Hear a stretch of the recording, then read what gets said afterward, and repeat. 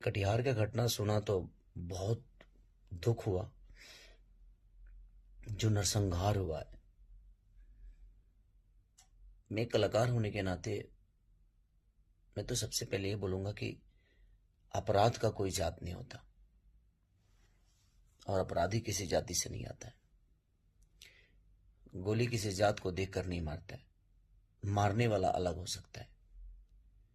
तो मैं यही कहूंगा कि ये बहुत निंदनीय है। बने मैं क्या बोल सकता हूं, निशब्द हूं मैं कि ऐसे लोगों को तो रहने का हक, जीने का हक नहीं है। जो किसी की जान की कीमत नहीं समझते हैं, जिस किसी को माँ के से बेटे को नहीं समझ सकते, जो किसी पुत्र के पिता को नहीं समझ सकते, जो किसी औरत के सुहाग को नहीं समझ सकते, जो किसी बहन के भाई की जान की कीमत नहीं समझ सकते, वो इंसान तो हो नहीं सकते।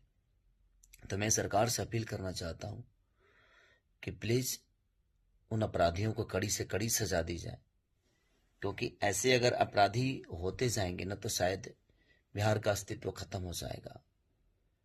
और इससे ज्यादा क्या बोलूं मैं, क्योंकि सुनने के बाद हम शूट पे रहते हैं तो हम लोग का नेटवर्क का बहुत पंगा होता है। मैं बाहर रहता हूँ और बहुत आदमी लेट आता है। तो मैं आज न्यूज देखा तो किसी ने मुझे भेजा, एक भाई ने मेरा, तो